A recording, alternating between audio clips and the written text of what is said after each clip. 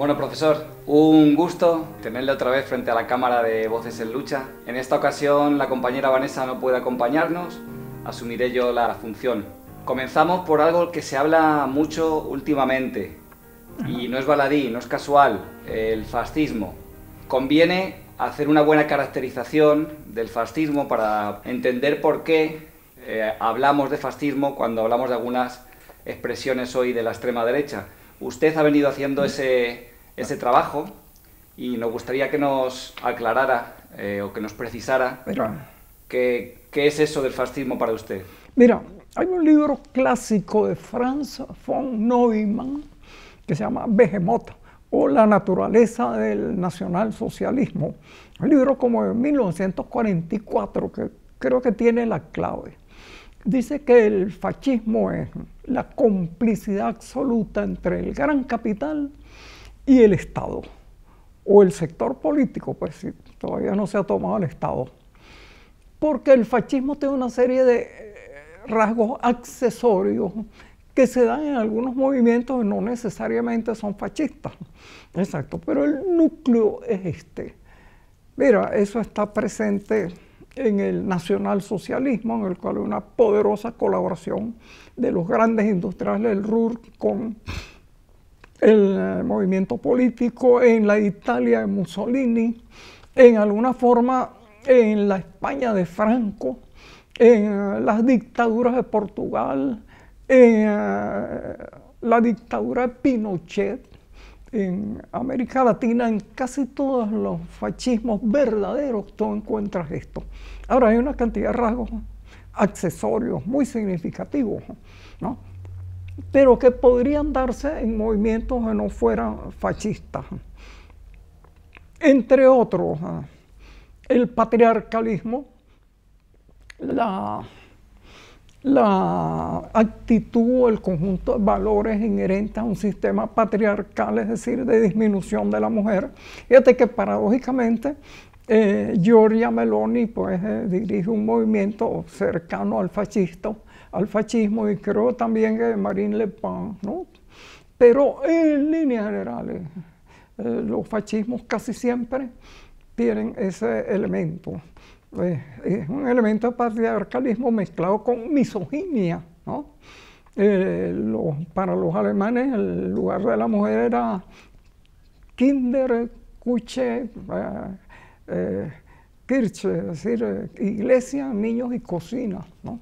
Ahora, aparte de eso, el fascismo es usualmente racista. Inventa una supuesta superioridad étnica o cultural o racial, y eso le permite discriminar como si no fueran seres humanos a grupos de población que le son molestos y desviar hacia esos grupos de población todas las cosas que están mal. Determinado grupo poblacional, por ejemplo, en Estados Unidos actualmente los trabajadores migrantes o de otro origen son los culpables de la crisis económica, son los culpables del desempleo, son los culpables absolutamente de todo. El capitalismo tiene crisis periódicas, pero si tú le puedes echar la culpa a un grupo de migrantes, además obligados a vivir en sus países, a veces por circunstancias justamente inherentes al capitalismo, pues eso es muy cómodo. Comentando eso, fíjate que Trump habla de que va a deportar 11 millones de supuestos inmigrantes no legales.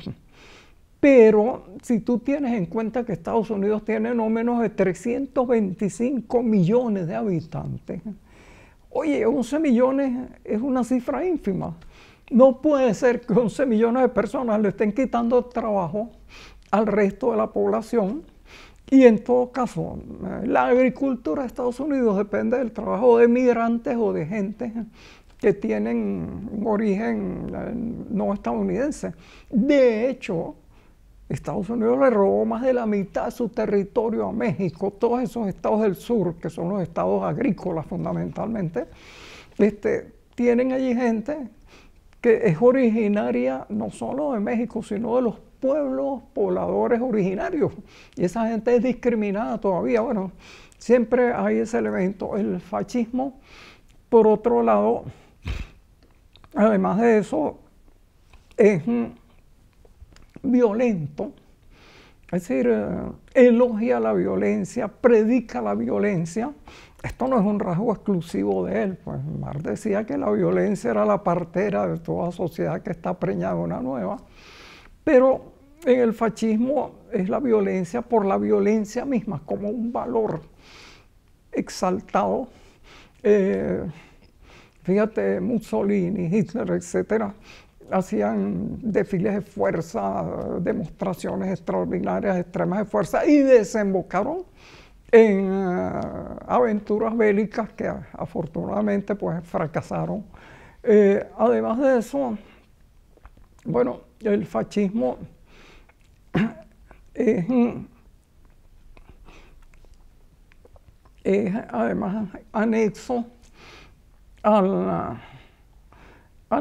a los ideales de expansión territorial, pero una expansión territorial de un sector de la sociedad. Como ya hemos visto que es racista, es xenófobo, etc., los privilegiados van a ser determinado grupo, determinado sector. El fascismo era antisemita. Hay una gran confusión con esto. En realidad, el término semita viene de la Biblia. Uno de los hijos de Noé eran Sem, Cam y Jafet, por el que le faltó el respeto a Noé cuando lo vio borracho, fue condenado supuestamente bíblicamente. Y de Sem vienen los pueblos que ahora llamamos semitas, que son pueblos mayoritariamente musulmanes, árabes, pero esa clasificación no tiene el menor fundamento biológico, cultural, de ninguna índole, lo mismo que el de arios. Ahora, es paradójico, esos pueblos o movimientos que antes eran antisemitas en el sentido de que detestaban al Estado de Israel, resulta que ahora son antisemitas porque detestan a los musulmanes, a los árabes, etcétera, que también dentro de esa falsa clasificación son pueblos semitas. Todo el que ahorita menosprecia, discrimina, acusa a los pueblos árabes o musulmanes es antisemita en el sentido propio de la palabra, pero es una palabra que no tiene el menor valor. Además, los fascismos son sumamente refractarios a la cultura. En realidad han discriminado, censurado, apartado a las innovaciones culturales. La única asociada al fascismo es un poco el futurismo italiano, que tuvo cosas muy interesantes. Lamentablemente algunos de sus cultores simpatizaron con el fascismo, como Marinetti, pero en líneas generales el fascismo es anticultural. Incluso el arte moderno en Alemania lo pusieron en las galerías, en las galerías nazis, lo pusieron en un ala aparte llamándolo arte degenerado, como si fuera una exposición de patología. Después quitaron eso cuando vieron que la gente iba más a ver el arte degenerado que el arte oficial del fascismo, que era un arte figurativo, simbólico, didáctico, etcétera, como del siglo XIX, mitad del siglo XIX. Entonces, en ese sentido, hay una frase que se atribuye a Goering, que decía: cuando oigo hablar de cultura saco mi pistola. Y yo digo, retrucándolo, que cuando oigo hablar de fascismo saco mi cultura. Estos son algunos de los rasgos más fundamentales. Hay muchos, pero son secundarios, pues, y pueden aparecer o no. Hay pueblos que tienen ciertos elementos de discriminación hacia otros pueblos. En algunos casos hay movimientos que involuntariamente tienen que ser violentos en defensa propia. Eso no los caracteriza obligatoriamente como fascistas, ¿no? Pero este conjunto de rasgos que he dicho, yo creo que están presentes prácticamente en todos los fascistas. No sé si estoy omitiendo algún rasgo o algún movimiento anexo a él. Bueno, hubo fascismos hasta en Inglaterra. El célebre rey que abdicó supuestamente por una cosa amorosa.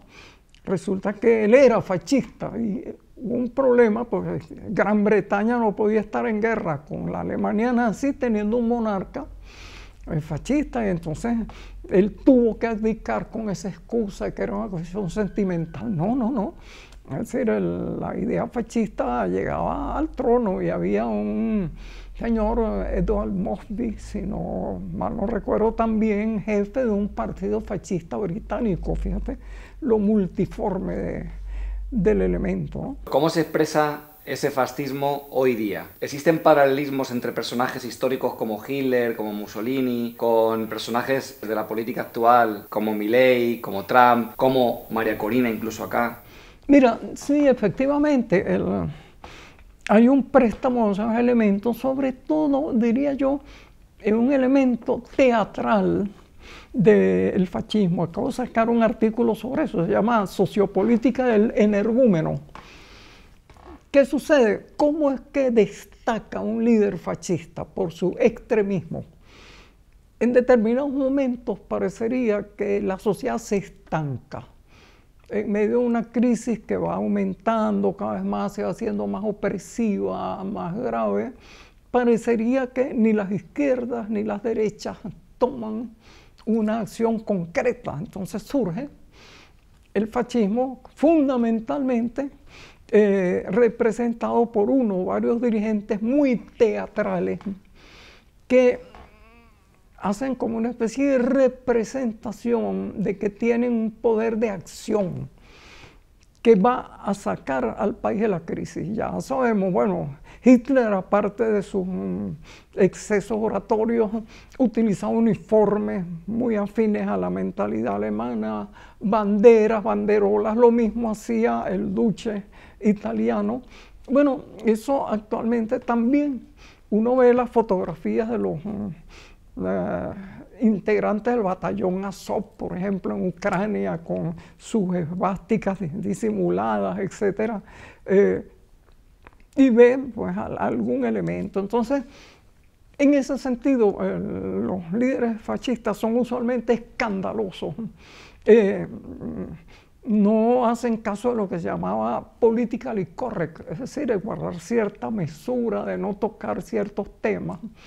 Ellos insultan sin el menor problema, cosas que hacían Hitler, que hacían Mussolini, etc. Aparecen como casi antisistemas, porque lucen muy espontáneos, a veces vulgares, a veces con malos modales, pero eso agrada a ciertas masas porque dicen, bueno, en esta especie de marasmo, de parálisis, por lo menos hay alguien que está diciendo lo que siente y que además va a intentar salir de la situación.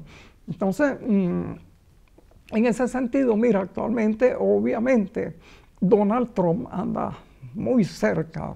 No vamos a categorizar totalmente de eso. Fíjense, tiene una ideología ya bicentenaria de preponderancia imperial, Make America Great Again, es decir, Estados Unidos tiene que ser la primera potencia del mundo, tiene que lograrlo como sea. Es xenófobo. A los inmigrantes del país le dice que son en su mayoría delincuentes. Se expresa de los otros países con expresiones sumamente ofensivas, ¿no? Que son países de, vamos a decir la palabra, países de mierda. Ningún estadista sensato diría eso. Dirige campañas de odio, presenta una imagen machista, tiene amoríos, holgorios, problemas terribles con las mujeres, que además, bueno, actualmente son una especie de pasaporte a la celebridad. La lógica de la celebridad del influencer pues juega mucho en esto. Entonces Trump en ese sentido entra mucho. De hecho, su carrera la inició con un show televisivo en el cual reclutaba gente para su organización y entonces los humillaba, los regañaba en público, les decía inútiles, etcétera, etcétera. Es decir, se comportaba como un verdadero dictador financiero en ese sentido, y ha seguido haciéndolo, es decir, porque esas conductas televisivamente le rindieron provecho. Entonces él piensa, políticamente también le han terminado rindiendo provecho. Pues lo mismo, la gente siente en esta pasividad que no hay un camino, la situación se va deteriorando. Entonces llega alguien que encuentra un enemigo ficticio, le dice, ese es el enemigo, hay que atacarlo brutalmente, con ferocidad, con violencia, despreciándolo, sacándolo del campo de la humanidad. Y mucha gente desesperada, que no encuentra otra explicación, pues, se va por ese lado. Hay que señalar que en esto hay una relativa responsabilidad de las izquierdas. Decía, creo recordar, que Lenin, que el terrorismo era una desviación de la izquierda que no había sabido comunicar con las masas. El fascismo también. Y eso que a veces los comunistas han sido los únicos movimientos opuestos a las masas.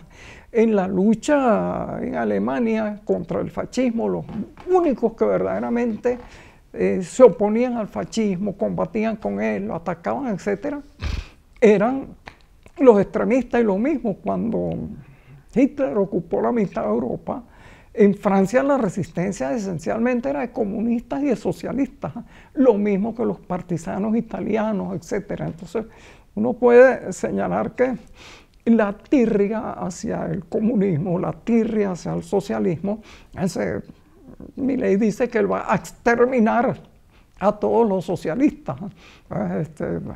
Es otro de los rasgos definitorios del fascismo. Entonces, bueno, dentro de este complejo fenómeno es bastante importante. Ahora, uno diría que actualmente, desde luego, hay movimientos fascistas o cercanos al fascismo en Francia. Ya hemos hablado de Marine Le Pen y del propio Le Pen, que es el padre de ella, de Giorgia Meloni. Bueno, tenemos a Zelensky en Ucrania. Zelensky es un cómico de televisión.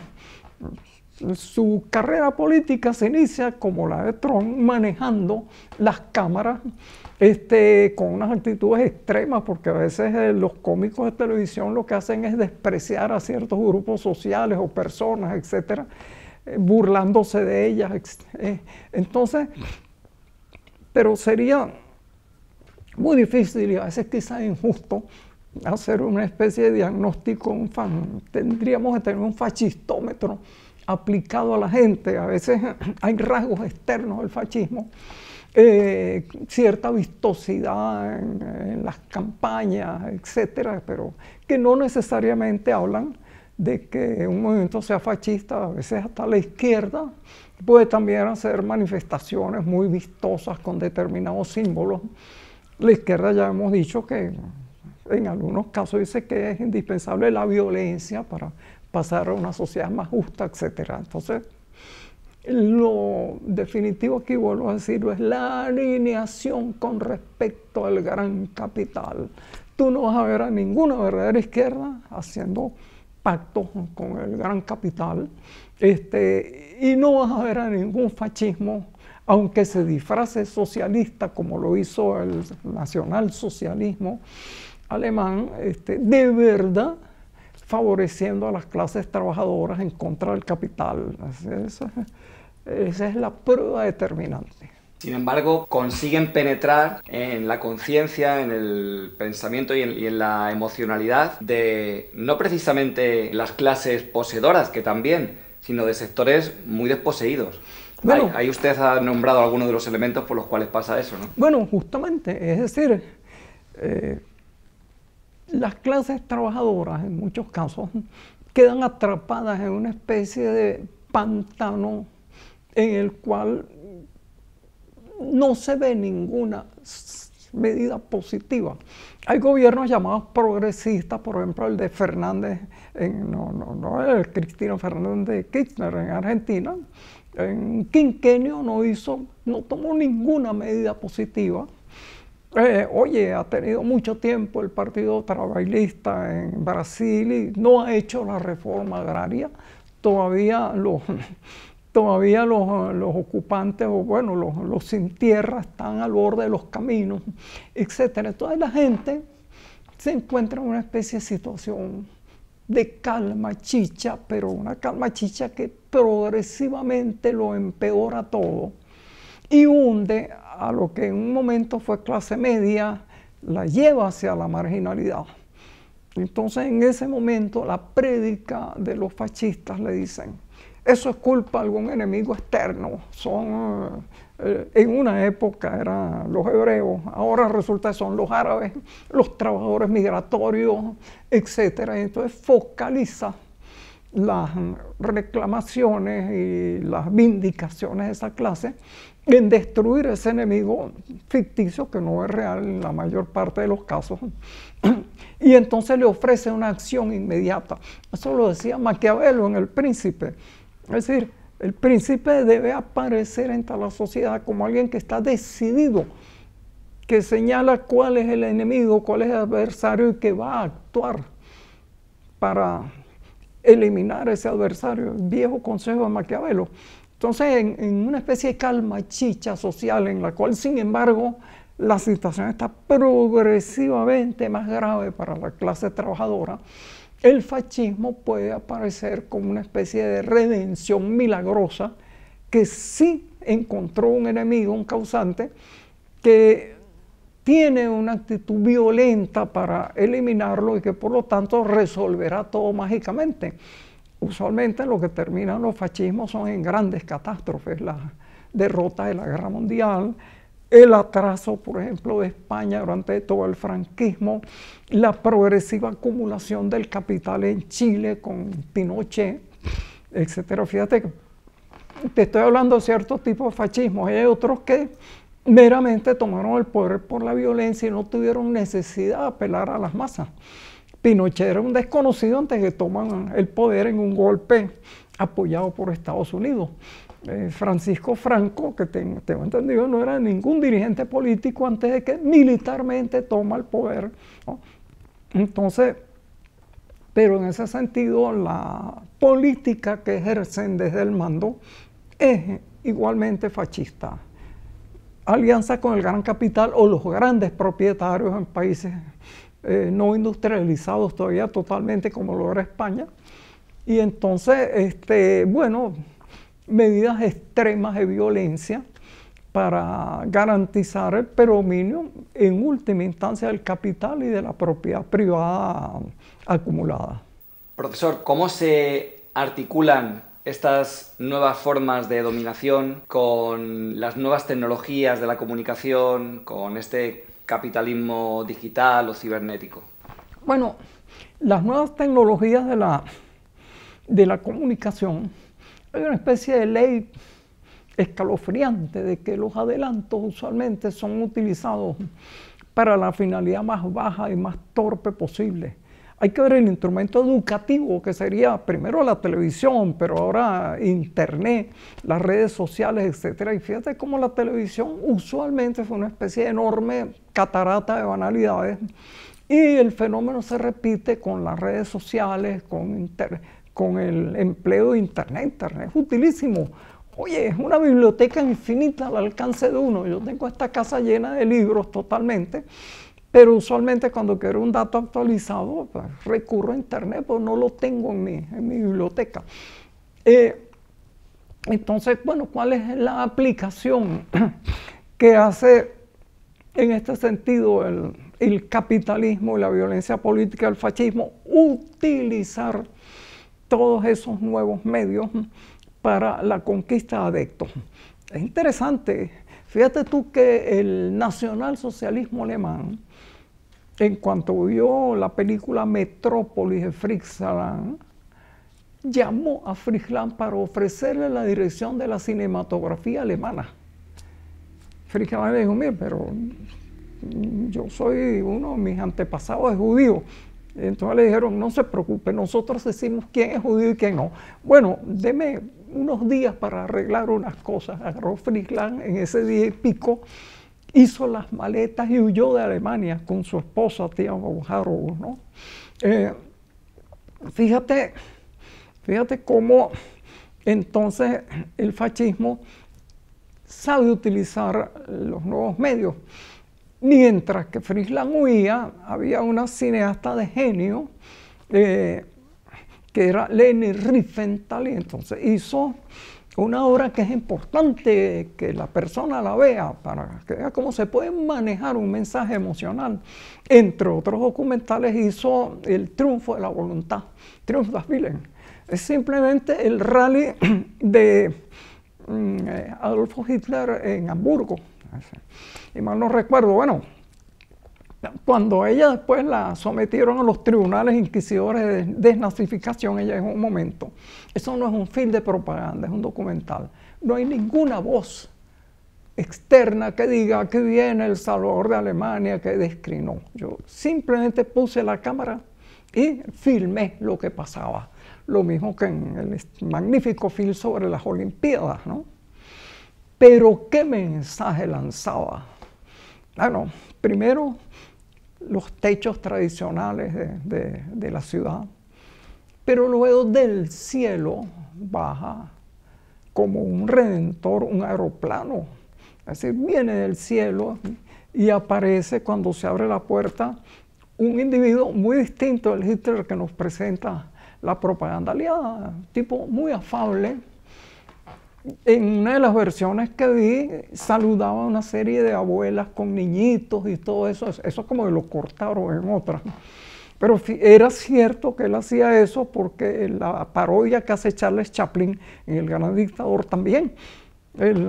Chaplin, el gran dictador, toma a los niñitos lo orinan, se tiene que sacudir. Entonces, tú ves una juventud en un campo de deportes ahí desorganizada, en especie de francachelas y juegos, pero de repente esa juventud se reúne en una maquinaria de una precisión terrible, un desfile sin armas. Estaba todavía Alemania bajo la prohibición de rearmarse, entonces un ejército civil uniformado con palas que se mueve con una precisión tremenda, y después una cámara descendente colocada en un mástil va fotografiando el ascenso de Hitler y de dos jerarcas, el paso, y se va aproximando a él en una toma extraordinaria. Entonces uno ve cómo hay un mensaje, que es un mensaje técnico. No es que efectivamente una voz vaya diciendo este es el verdadero Salvador de Alemania, etc. Pero las imágenes lo van sugiriendo de una forma mucho más eficaz que lo que lo hubiera hecho un texto propagandístico. Entonces, te repito, pues, había eso Leni, y aparentemente ella no era racista. Hizo después de que la condenaron prácticamente a no ejercer la profesión, se fue al África a fotografiar a los Nuba y otros pueblos africanos con un gran respeto por la belleza física de todas estas poblaciones. Pero vean, ese es un ejemplo elocuente. Entonces, cuando tú en las redes sociales, en vez de argumentar, hay que colaborar con el capital, haces un mensaje que te hace derivar todo lo bello, lo hermoso, lo dinámico, lo divertido, lo agradable, lo bonito, lo juvenil, tiene que ver con el capital. El capitalismo y además con los que lo defienden, ¿no? Tú ves de repente film de guerra en los cuales siempre los jóvenes de la nación imperial triunfan siempre, uno solo aniquila millares de personas, lo reciben las niñas de los países liberados como una especie de galanes maravillosos a los cuales se le enciman. Vi una película en ese sentido, un tipo muy talentoso también, Guy Ritchie, que se llama el traductor, y le han puesto otros nombres. Bueno, un invasor de Afganistán se encuentra con un nativo de Afganistán y el tipo es tan eficaz, es un guerrero inconcebible que mata como a 1000 personas, es mucho más eficaz que Rambo. Y entonces él queda allí, el gringo se obsesiona que él tiene que rescatarlo, lo cual es un gran error. Ese tipo era tan súper poderoso en defender la causa de los Estados Unidos, ese afgán que él señala, que si lo deja solo, él solo hubiera acabado con todos los comunistas, los socialistas, los musulmanes, etc. y hubiera exterminado a la población de Afganistán él solo, ese superhombre, y hubiera invitado entonces a los estadounidenses a que vinieran. Es una cosa verdaderamente cómica y además inconcebible en un tipo tan talentoso como Ritchie, que hizo una versión extraordinaria del Sherlock Holmes y otras películas de sátira extrañas, pero él no se miró a sí mismo. Entonces, esta es la imagen que se transmite. De hecho, los ejércitos aliados llegaron violando a las mujeres, como también por su parte lo hicieron los alemanes antes y los nazis. Llegaron violando a las mujeres, aprovechándose, imponiéndole condiciones terribles a los pueblos a los cuales llegaban, etcétera, destruyéndolos también. Se enfatiza mucho los bombardeos de Alemania contra las ciudades británicas. Lo que no se dice es que quien inició esos bombardeos fue la RAF y los aliados, bajo la idea de que había que evitar que Hitler siguiera bombardeando los aeropuertos y las estaciones de radar. Si hubiera seguido haciendo eso, que eran objetivos militares, quizás hubiera avanzado muchísimo en la guerra. Ahora, empezaron a incinerar ciudades. De repente en Hamburgo, en Bremen, en otras ciudades, había cifras de 80.000 muertos en una noche, equiparables a la bomba atómica. Los aliados hicieron eso. Entonces, bueno, los alemanes, Hitler, que no tardaba mucho en perder sus cabales, dijo, vamos a retaliar contra ellos. Es como ese, los que nos pintamos como héroes y como gente buena, resulta que eran casi más atroces que el enemigo. Entonces, bueno, fíjate esa cosa. Entonces, la propaganda que nos presenta, oye, los tanques de Estados Unidos son salvadores. En una película bella de un director italiano, no recuerdo, creo que es La Vita Bella, bueno, hay un niño en un campo de concentración y llega desde luego un tanque estadounidense, aquello es una especie de bendición, que ha llegado como el Mesías, el Salvador, el que va a traer los regalos de Navidad, etc. Entonces, todo el aparato comunicacional del capitalismo está a favor de eso. Tú vienes a ver la propiedad de los medios de comunicación en el mundo occidental y en gran parte del mundo no occidental, de quién es el gran capital. Y el gran capital favorece a aquellos que tienen una alianza con él como los fascistas y denigra de todo el que se atreva a, en alguna forma, cuestionar al gran capital. Como siempre, son presentados los extremistas como locos, psicópatas, individuos crueles, extraños, fuera del campo de la razón, feos, además, usualmente, que casi no hay un izquierdista que sea bonito, que sea agradable o humano en los medios de comunicación occidentales. Entonces, bueno, en ese sentido, pues, el fascismo, te digo, el de ayer, el de ahora y el futuro, utiliza magistralmente los medios de comunicación. Te he hablado de, por ejemplo, los documentales o el documental de Leni Riefenstahl y otra serie de cosas. Mussolini favoreció una cinematografía frívola, que además también de vez en cuando hacía películas bélicas que favorecían la acción militar de Italia, y la pintaban en términos de unas campañas vencedoras. Entonces, bueno, en ese sentido, los medios de comunicación en nuestro mundo son en gran parte poseídos por el capitalismo. El capitalismo favorece a sus aliados y entonces los receptores de esos medios de comunicación, desde luego, adoptan los puntos de vista de los opresores, de los que manejan la maquinaria. Eso te explica entonces a veces la insensatez de muchas de las masas el que el odio hacia determinada etnia o grupo con algunas ligeras diferencias se convierta en una especie de psicopatía, y que eso derive en exterminios y en genocidios.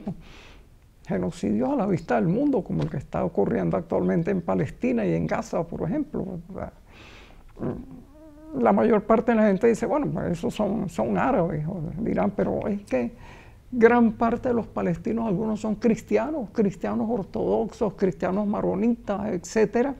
Y además de eso, bueno, es un pueblo sumamente heterogéneo.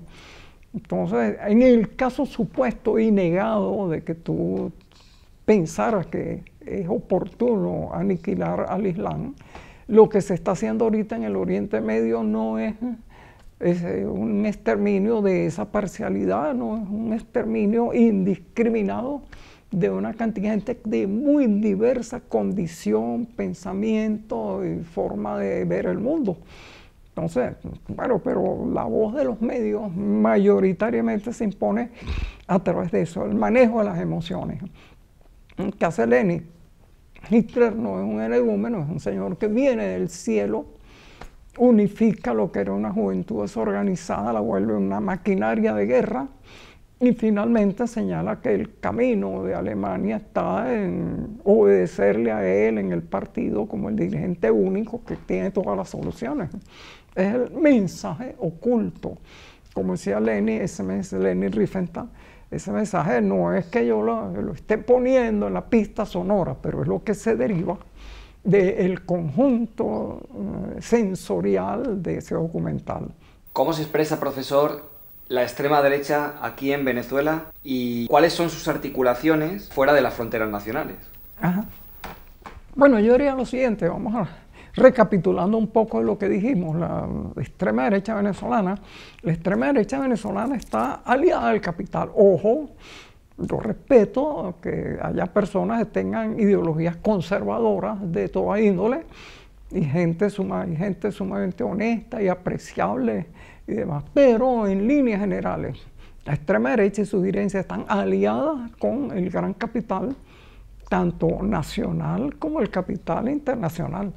El golpe contra Hugo Chávez Frías, elegido mayoritariamente por el pueblo venezolano, fue un golpe en el cual participaron los grandes capitalistas nacionales, los medios de comunicación, y además fue aprobado en principio por el gran capitalismo internacional y lo mismo.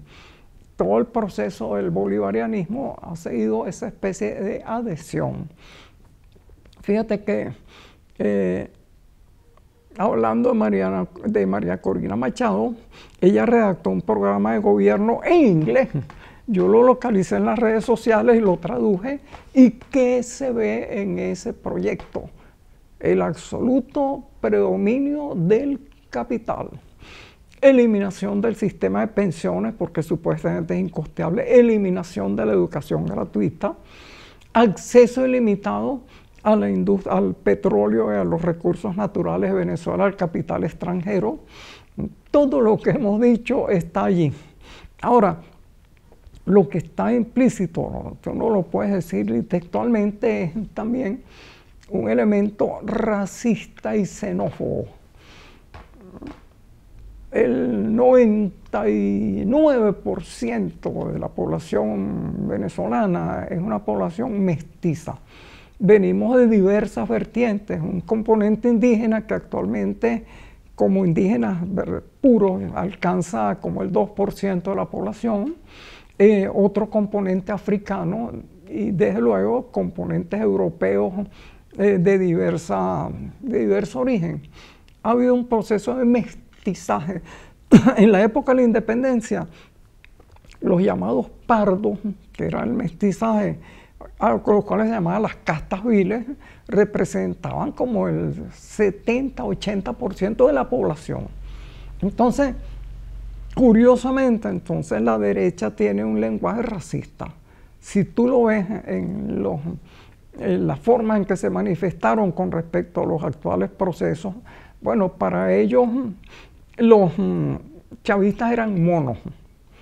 monos en el sentido que eran mestizos, pues, y por lo tanto no pertenecían al género humano, eran videntes, porque por ser pobres tenían apenas 2 dientes en la boca, los demás no los habían podido conservar, eran burros. Se hablaba de que Chávez era un chaburro, ¿no? Se aludía en todos los sentidos a eso. El Palacio de Miraflores era un palacio de chimpanflores, porque ahí había nada más chimpancés. Y las principales objeciones o el sendero de agresión contra Chávez era el elemento de que Chávez fuera mestizo, pero es que toda la población venezolana es mestiza, hasta el más empiringotado tiene algo. Se dice en Venezuela que el que no tira flecha toca tambor. Es decir, sí, eso es el elemento poderoso del mestizaje. Y sin embargo, nuestra derecha era obsesivamente racista. El principal elemento de descalificación contra el bolivarianismo era eso, que era un grupo de mestizos, monos, indios, negros, y además marginales, pues la pobreza era tomada también como un elemento de descalificación en sí y por sí. Entonces, bueno, en este sentido, algunos de los elementos de esa prédica eran muy próximos al fascismo, pues, ¿no? Fíjate, había un solo dirigente a la derecha que se aproximara a ese tipo mestizo del venezolano promedio. No, tú los ves casi todos. Para llegar a esas cúpulas era gente que tenía que pertenecer a la élite, que usualmente era una élite blanca, y además gran parte de ellos, los mayores dirigentes ahorita, vienen de familias sumamente acaudaladas, cosa que también sucedía con los nazis. Ellos se decían populares, pero su dirigencia era fundamentalmente de las clases dirigentes, ¿no? de las clases mejor favorecidas económicamente de Alemania, y lo mismo pasaba en Italia y en el resto de los fascismos. El apoyo fundamental del fascismo en España fue en gran parte de las clases acomodadas, lo mismo que en Chile, etcétera. Ese es otro de los elementos identificadores. ¿Cuál es su lectura de lo ocurrido después del 28 de julio, de las elecciones del 28 de julio y esos focos de violencia organizada? Mira, es bueno señalar para los que no han seguido la situación política venezolana, bueno, que no es necesariamente una materia de interés mundial, pero sí para nosotros. Mira, desde que Chávez ganó las elecciones, con las primeras elecciones a finales del siglo pasado, con una mayoría abrumadora, nunca ha habido tantas elecciones en Venezuela, y yo creo que casi en ningún país como en Venezuela. Ha habido por lo menos una treintena de procesos electorales en menos de un cuarto de siglo, ¿no? O sea, es una cuestión constante. Ahora, de esas elecciones, la derecha solo ha reconocido las que le favorecen. Ellas dicen, no, ese órgano electoral es tramposo. Ahora, ¿por qué ese mismo órgano electoral, por ejemplo, verificó que un referendo que Chávez había planteado fue derrotado? Y Chávez reconoció inmediatamente eso. ¿Por qué reconoció, por ejemplo, una mayoría en la Asamblea Nacional hacia el 2015, que además fue muy costosa, pues esa mayoría inventó una patraña de nombrar un presidente elegido por nadie que le robó gran parte de sus activos en el exterior de Venezuela? Eso lo reconoció el bolivarianismo. Es decir, la derecha reconoce única y exclusivamente los procesos electorales que le son favorables. Venezuela, uno de los principales estados, el más importante, está gobernado ahorita por un dirigente de la oposición. Una parte importante de la ciudad de Caracas ha estado gobernada por dirigentes opositores que han ganado elecciones. Entonces, ahora, cuando la derecha pierde una elección de importancia, usualmente recurre a la violencia. Es decir, en algunos casos ocurría a abstenerse totalmente. Por ejemplo, en una de las elecciones se abstuvo diciendo que eran elecciones fraudulentas, y entonces el bolivarianismo ganó todas las posiciones de la Asamblea Nacional. Eso es inconcebible. Ahora, imagínate tú que un grupo de partidos opositores digan no vamos a participar, y entonces le entreguen toda la Asamblea Nacional al bolivarianismo. Pero tan obvio es ese mecanismo y tan confiable que después la oposición ganó la Asamblea Nacional, una mayoría pero considerable. De chiripa no tuvo una mayoría absoluta por una pequeña diferencia. Entonces, siempre, en toda oportunidad, cuando la derecha ha perdido una elección, la ha llamado fraudulenta. Ahora, cuando ha ganado la elección certificada por el mismo órgano electoral, dice, no, si hace una maravilla, no dice absolutamente nada. En este caso ha sucedido lo mismo, pues. Perdieron una elección, inmediatamente crearon un tropel, primero de denuncias sobre el supuesto fraude, y en segundo lugar dirigieron una protesta callejera violenta. Eso ya ha sucedido aquí hacia el 2015, 2016, lo que llamaban las guarimbas. Un conjunto de protestas, pero que es bien interesante, la reseñaron mucho los medios internacionales. En Venezuela hay unos 335 municipios en todo el país. Esas protestas ocurrían en no más de una decena de municipios que tenían alcaldes opositores. Los alcaldes opositores entonces favorecían esas protestas, y consistían en ¿qué? En cerrarle la comunicación a los propios opositores, porque eran alcaldías en sitios más o menos de gente acomodada, como este, en el que vivo yo, ojo. Y entonces los alcaldes favorecían la protesta. Yo voy aquí cerrar la avenida principal del Cafetal a un grupo como de 4 muchachos, y había como una docena de policías municipales parando el tráfico también con ellos. Eso se acabó en un momento en que el gobierno dijo, bueno, alcalde que siga favoreciendo o apoyando las protestas, pues se le aplicará la ley, pues tendrá que responder por lo que está haciendo. Milagrosamente se acabaron las protestas. Entonces, pero fue un fenómeno local, con una decena de alcaldías en 335 municipios. Tú puedes en un sitio dado crear una perturbación, sobre todo si el alcalde local te lo favorece. Y esas perturbaciones, lo cómico es que eran encerrar a la propia gente, clase media y clase media alta, que eran los que favorecían a la derecha. Ellos no hacían barricadas en los barrios populares y todo eso, no. Aquí, por ejemplo, en la boca de esta organización, plantaron una. Yo me acuerdo, yo me iba por la noche a escuchar qué hacían, y uno decía, lo que tenemos que decidir, decía uno, es si le estamos haciendo más daño a ellos que a nosotros. Porque en realidad encerrar sectores de clase media y media alta, impidiéndoles ir al trabajo. Hubo gente que murió porque trató de salir al trabajo, un médico, y todos estos guarimberos le cayeron a tiro y los mataron. Bueno, es una cosa extraña. Entonces es muy distinto la realidad vivida de esos disturbios de lo que puede aparecer en los medios internacionales. Eso siempre ha sido. Ahora, en Venezuela puede protestar el que le dé la gana. Hay infinidad de protestas en todos lados. Tú habrás visto en los medios actualmente que en una cantidad de medios de oposición dicen que vivimos en una dictadura. ¿Qué dictadura va a permitir que se publique una cosa así? Otros que incitan a la violencia y al asesinato de los chavistas, etc. Bueno, entonces, lo cierto es eso. En todas y cada una de las contiendas electorales, la oposición solo las ha reconocido si le favorecen.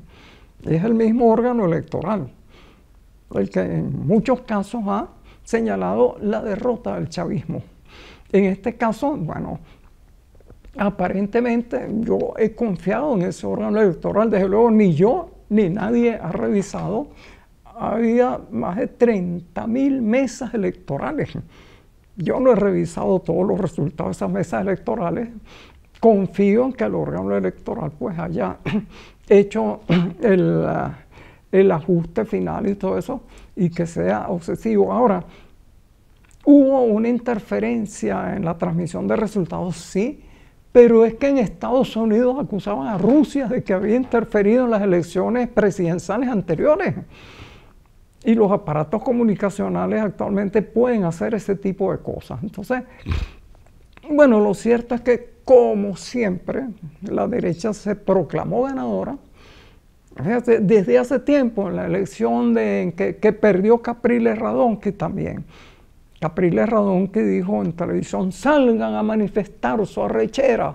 Salieron un conjunto de grupos violentos y entonces hubo varios muertos, pues, innecesarios. Lo mismo ha hecho la derecha tras cada elección. Ya es una cosa que se puede ver venir de una vez.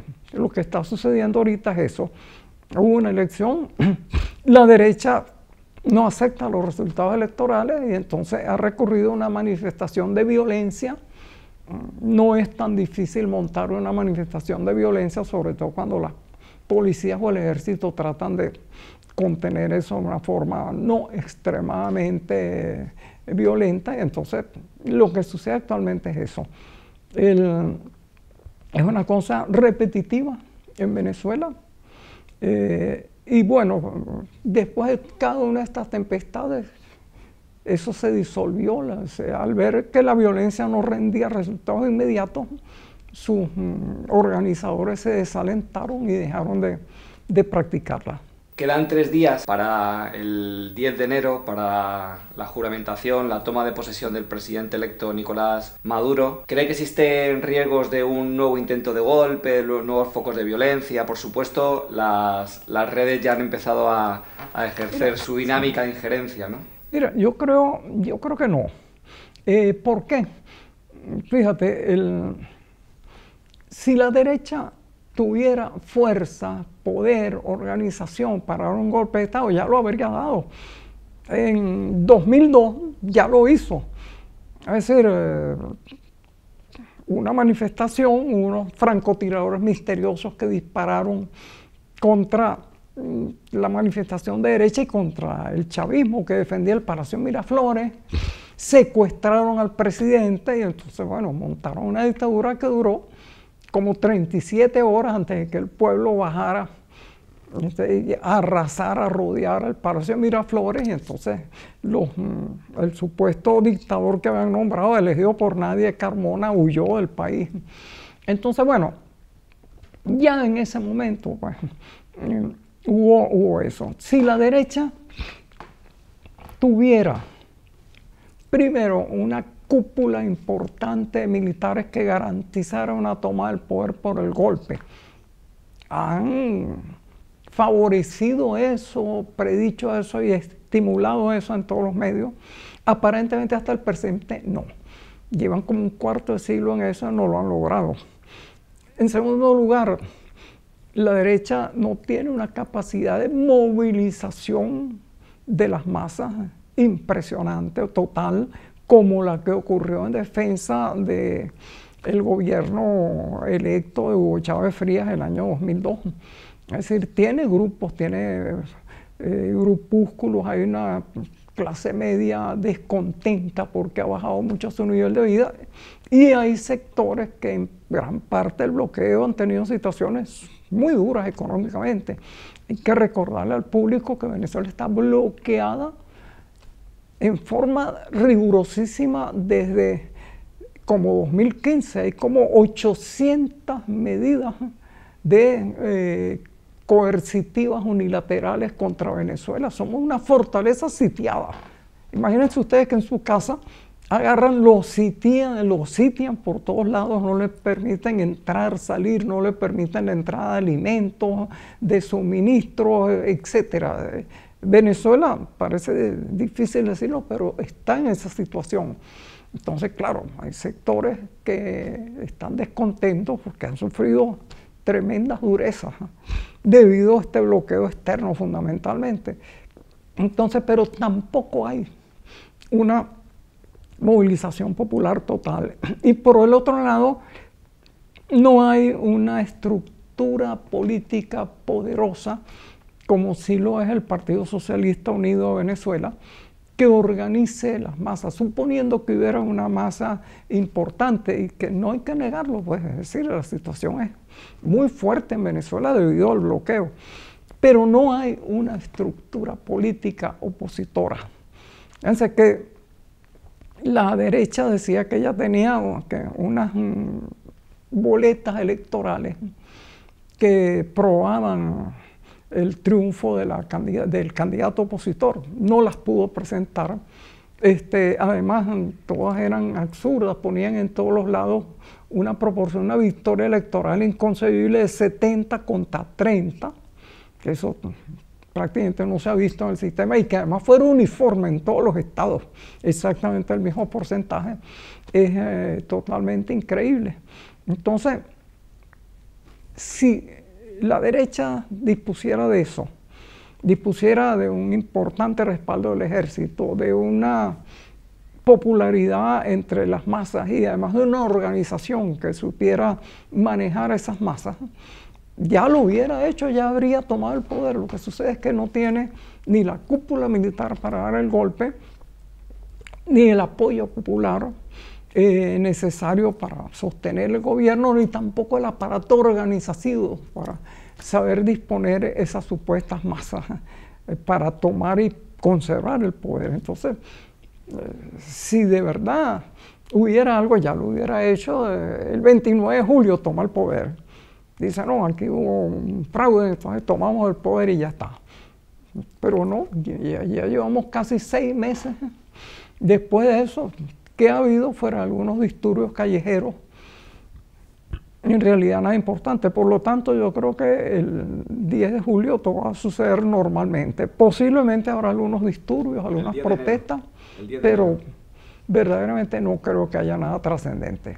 En los últimos tiempos, el gobierno viene llevando a cabo algo así que podría llamarse un giro comunal, hay quien lo define como un nuevo golpe de timón, de políticas orientadas a construir una democracia alternativa al orden burgués, democracia más directa, participativa. ¿Qué lectura hace de este proceso? Bueno, mira, ahí hay que acudir a las cifras. Hacia el año 2015, la repartición del PIB en Venezuela, el Producto Interno Bruto, era aproximadamente igual entre el empresariado y la clase trabajadora. Ahora, hace como 1 o 2 años, la distribución del Producto Interno Bruto resulta que 2/3 partes iba a los empresarios y 1/3 parte a la clase trabajadora. Estas son cifras del Banco Central de Venezuela, no es que las haya inventado algún izquierdista o algún anarquista. No, ahí contan. No, conta que no las inventé yo, es cosa del Banco Central. Entonces, eso nos lleva al problema fundamental, que es la propiedad social de los medios de producción. Efectivamente ha habido un movimiento importante de comunas. Son como unas 3.000 comunas, pero de las cuales en realidad las que tú pudieras llamar verdaderamente exitosas son pocas, porque para que un organismo social tenga un avance tú tienes que asignarle medios de producción, y en la mayor parte de los casos las comunas han sido instancias como de gobierno local, pero no están organizadas por posesión de medios de producción. Hay algunas que sí, han sido exitosas, tienen resultados muy importantes, pero son minoritarias. Entonces, yo creo que el problema en Venezuela sigue siendo el problema de quién domina los medios de producción. Venezuela ha dado pasos importantes hacia el socialismo, sobre todo mientras se disponía algún ingreso. Hay que recordar, somos una fortaleza bloqueada y sitiada. Pero la distribución de los medios de producción sigue estando en manos de la clase capitalista. Mucha gente dice que aquí hay un comunismo extremo y una dictadura. No. Hay una propiedad privada de los medios de producción que en las últimas décadas lo que ha hecho es crecer en la proporción del PIB, ¿no? Entonces, el problema es ese, es decir, para que se avance hacia el socialismo tiene que haber una atribución de la propiedad social de los medios de producción al pueblo o a las comunas. Hay que señalar que en otra época también sí había un elemento importante que es que los recursos naturales fundamentales del país están todavía en manos del Estado que representa a la nación, entre otras, por ejemplo, el petróleo. Petróleo, los minerales en líneas generales pertenecen a la República. Eso, desde el libertador Simón Bolívar dispuso eso. Y entonces, al pertenecer a la República, además la industria petrolera también pertenece a la República, y entonces era una fuente importantísima de remedio o de proveer a las facultades, a las necesidades del pueblo venezolano. Ahora, se están ensayando o proponiendo una serie de formas que no tienen nada que ver con el socialismo. Hay una posibilidad, una ley que se hizo de zonas económicas especiales, en las cuales, bueno, en violación del principio de igualdad que establece la Constitución, se establece que los capitalistas extranjeros disfrutarán de inmunidad tributaria, es decir, no pagarán impuestos sobre la renta, no pagarán impuestos al valor agregado, pueden celebrar contratos de estabilidad tributaria, como los llaman. Además, no tienen que estar sometidos a las leyes del país, y las controversias sobre materias de interés público serían resueltas por organismos fuera de Venezuela. Eso es grave porque es violación del principio de inmunidad jurídica de la nación. Eso implica que las cuestiones de orden público y de interés público solo pueden ser resueltas por tribunales nacionales. Yo incluso como ciudadano he hecho demandas en ese sentido contra los tratados contra la doble tributación que se celebraron entre finales del siglo pasado y principios de este. Son tratados que exoneraban a los inversionistas extranjeros de pagar impuestos aquí bajo la idea de que los iban a pagar en su país de origen. Mentira. Todo ese dinero iba a los paraísos fiscales. Bueno, entonces fíjate que es un problema serio. Eso está planteado, es un nuevo ensayo. Esas leyes han sido aprobadas ya. Entonces, ¿cuál será el desarrollo futuro? Bueno, vamos a verlo. Es decir, pero en ese sentido yo he formulado críticas a todo eso y bueno, que es una prueba además de que aquí se puede criticar dentro de lo que cabe, pues, ¿no?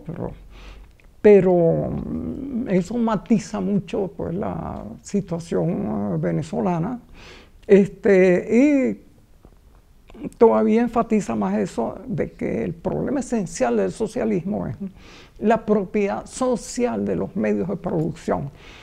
Es decir, yo no creo, en mi humilde opinión, que dándole extremas ventajas al capital extranjero vayamos a enriquecer al país. Todo lo contrario, el capital extranjero lo que ha hecho siempre en Venezuela históricamente es extraer hasta el último centavo de beneficio, dejando la menor cantidad posible en forma de tributos, en forma de impuestos, en forma de algunas otras pequeñas contribuciones. Usted ha escrito un texto recientemente sobre el trabajo. La forma de organizar el trabajo y la manera de distribuir el producto del trabajo es una de las luchas históricas de la humanidad. Como dice en ese texto, después de la comunidad originaria lo que ha predominado es la desigualdad de clase. ¿Qué grandes cambios hay actualmente en la organización del trabajo? Usted señalaba en ese texto algunos. Sí. Bueno, has dicho algo muy importante. Venezuela es uno de los sitios en donde la comunidad originaria era totalmente igualitaria.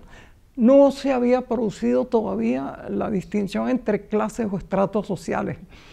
Hay algunos antropólogos dicen que podría ser que entre los grupos arawak hubiera algún tipo de de separación social, porque hacían unos adornos funerarios tan complejos que planteaban que quizá una parte de la población se dedicaba a ese de resto. Éramos la igualdad total. En los grupos originarios que todavía subsisten es así. Era uno de los patrimonios culturales de Venezuela, es la extrema igualdad. La conquista impuso una desigualdad total, introdujo, primero esclavizó a gran parte de la población indígena, luego introdujo además africanos secuestrados y estableció un régimen de casta, es decir, situación social hereditaria. La República golpeó el poderío de la metrópoli, pero no golpeó seriamente esa distribución. Hubo una guerra federal entre 1860 y 1865 que castigó algo de eso, pero sin embargo la situación de Venezuela fue durante el siglo pasado una situación de diferencia de castas. El chavismo o el bolivarianismo pues golpearon mucho eso, pero sin embargo esa situación subsiste. Y la forma quizás más obvia de mirarlo es la siguiente, la distribución del ingreso. Acabo de hablar eso. En 2015 era mitad del PIB para los empresarios y la mitad para la clase trabajadora. Actualmente, 2/3 partes del PIB son para los empresarios y 1/3 parte de remuneración para los trabajadores. Eso ha llegado a grados tan extremos, bueno, que yo he criticado eso en artículos, porque en Venezuela el salario mínimo fijado llegaba en algún momento del año pasado a unos $6 mensuales. Actualmente, según las últimas estadísticas que acabo de dar, está entre $3 y $4 mensuales. Mientras que los precios, claro, eso se podría admitir en un sitio en donde los precios estuvieran controlados, pero los precios son absolutamente libres. Hay una superintendencia de precios que nunca ha podido de verdad fijar los precios ni parar la inflación.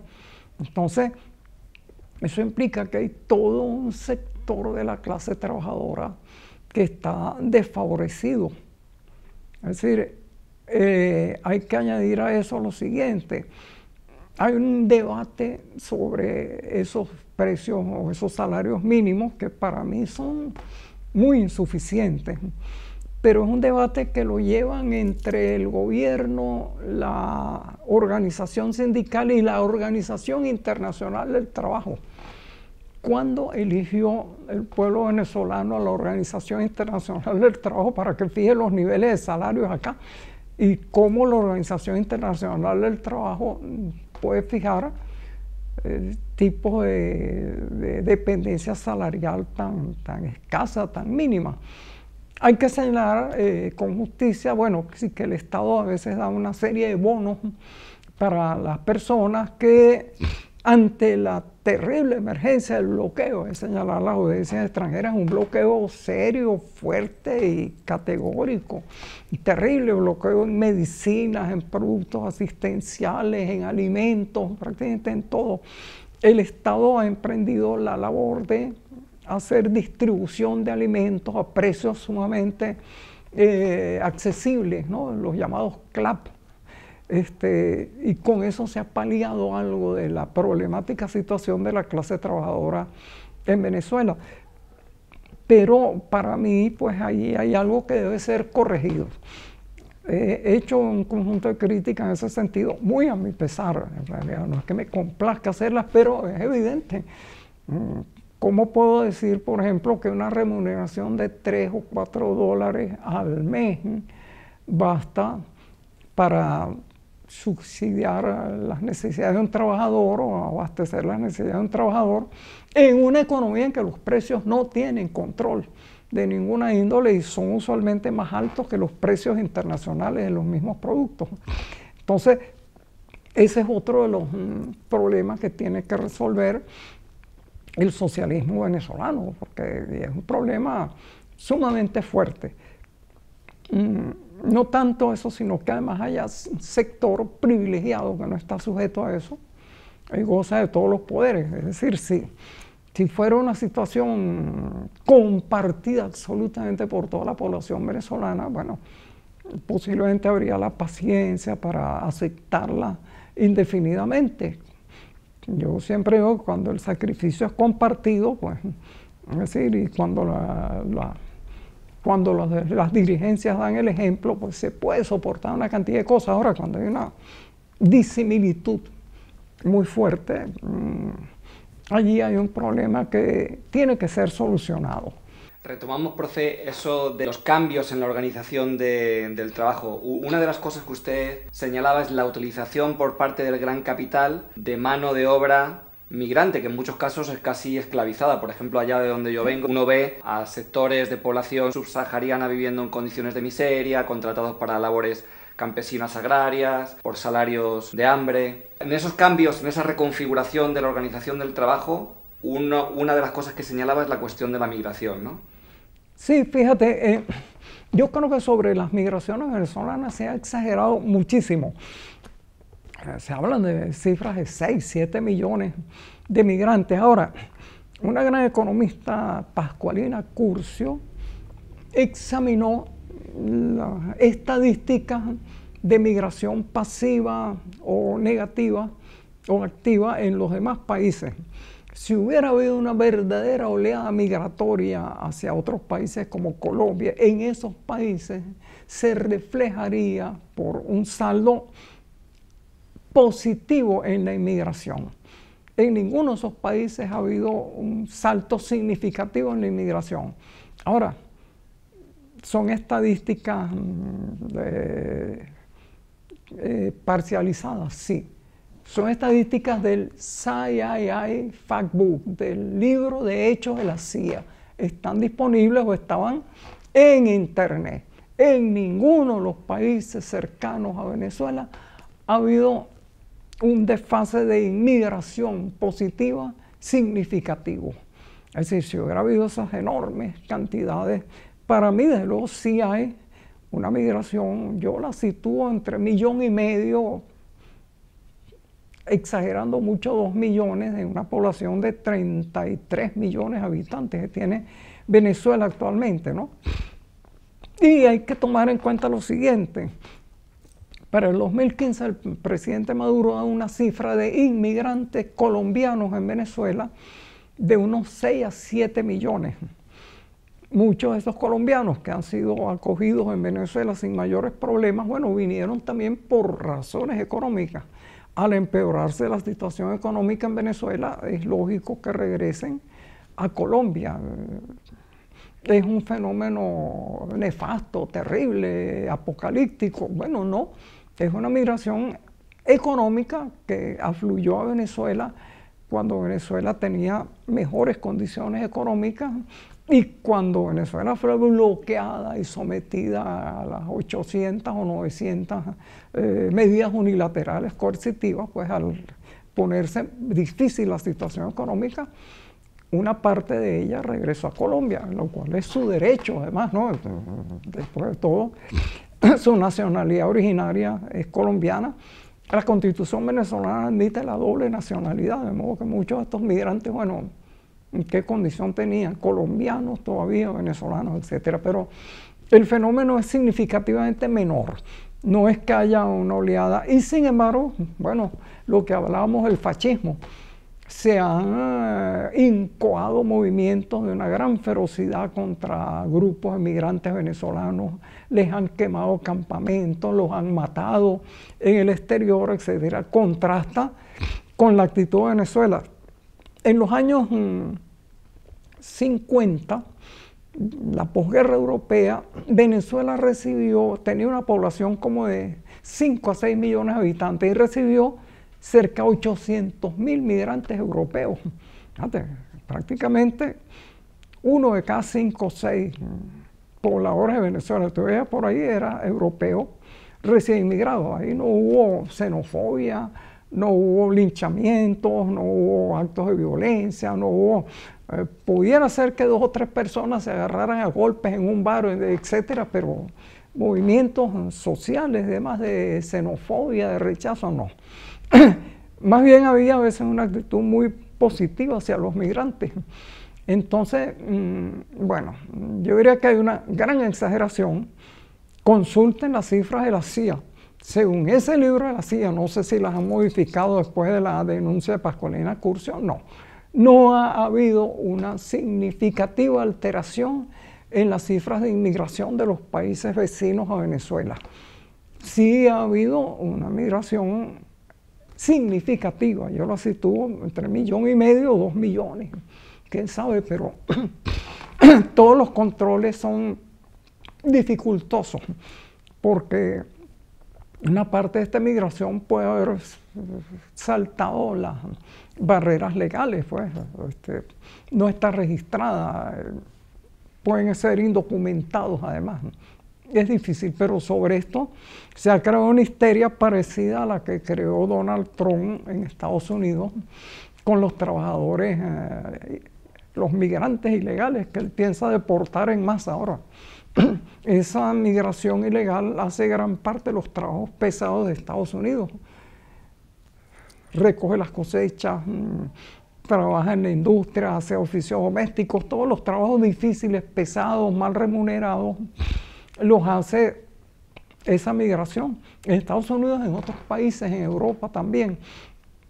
Además, resulta que son trabajadores que por su condición difícil legal, usualmente no exigen derechos ni ponen reclamos laborales, etcétera, porque hay la amenaza que entonces se los va a deportar a través de la migra. Entonces, una mano de obra baratísima, dócil, sin problemas y que puede ser explotada fácilmente. Les recomiendo a quienes vean esta entrevista una película fundamental de Sergio Arauz, es un mockumentary, un documental en burla que se llama Un día sin mexicanos.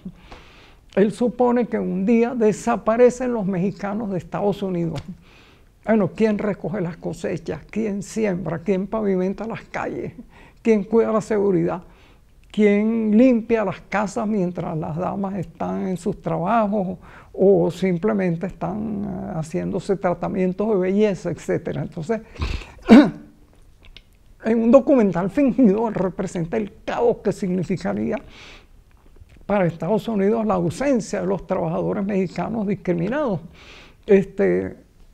Algún tiempo después hizo otro film también interesante, Un día sin mexicanos 20 años después, es decir, él recapitula lo que planteó allí y el resultado es el mismo. Esa inmigración es un poderoso elemento de bonanza económica en Estados Unidos y eliminarla crearía una crisis sumamente grave para la productividad estadounidense.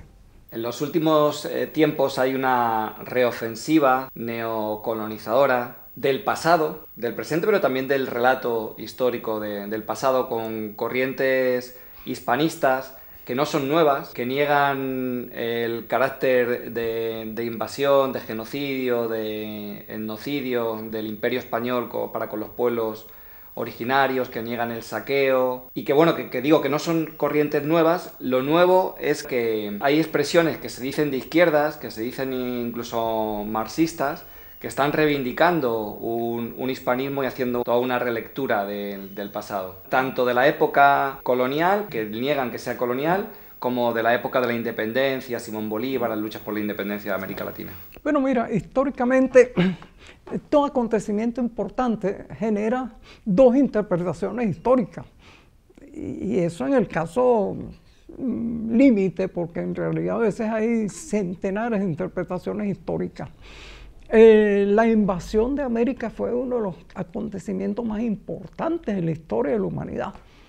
Hay que ver lo que deriva de ella. Entonces, desde el principio, una leyenda dorada, en el sentido de que eso había sido magnífico, de que los europeos trajeron la civilización, nos sacaron del salvajismo, etc. Y hay una leyenda negra que señala los elementos negativos de ese proceso de conquista. Hay actualmente una especie de acuerdo. Esa invasión significó la pérdida de cerca de 80 millones de vidas en América. 80 millones. Mira, la española tenía una población indígena enorme y en 2 generaciones quedó casi exterminada. En grandes islas del Caribe no hay prácticamente una población indígena actualmente. El exterminio fue tan radical. Claro, hay que señalar, ese exterminio no fue todo por mano de obra directa de los conquistadores, no había una maquinaria capaz de exterminar 80 millones de personas, pero hubo el contagio de las epidemias, el maltrato a los trabajadores esclavizados. Hay testimonios de comunidades que ante la opción de la servidumbre se suicidaban bebiendo yuca amarga que tiene un contenido venenoso y demás. Entonces, lo cierto es que, oye, 80 millones de sacrificados es una cosa grave. Incluso algunas interpretaciones he leído en el Scientific American, dice que eso paró un pequeño calentamiento global, pues la cantidad de cultivos que había en América Latina y el Caribe, y gran parte de Norteamérica, era tal que al ser interrumpidos por la conquista, evitaron un posible calentamiento global por el reflejo del sol en esas superficies cultivadas. No sé, yo no soy cosmólogo ni demás, pero evidentemente eso y el genocidio de los 60 millones, mejor dicho, se secuestraron 12 millones africanos sometidos a la condición de mercancía, desposeídos de la categoría de humanos, pero eso implicó un genocidio como de 60 millones de personas, porque por cada africano que llegaba vivo, perecían en el camino 5 o 6. Eso fue uno de los procesos más atroces que ha habido en la humanidad, partiendo de allí. El proceso de aculturación, lo que los partidarios del colonialismo llaman cultura, fue un proceso de aculturación. Se les quitó a los pueblos originarios sus lenguajes, se les vetaron sus religiones, se les destruyeron sus formas de organización comunitaria. Sus patrimonios culturales fueron no solo saqueados, sino destruidos, ¿no? Ahora, ¿cuál fue el resultado de eso?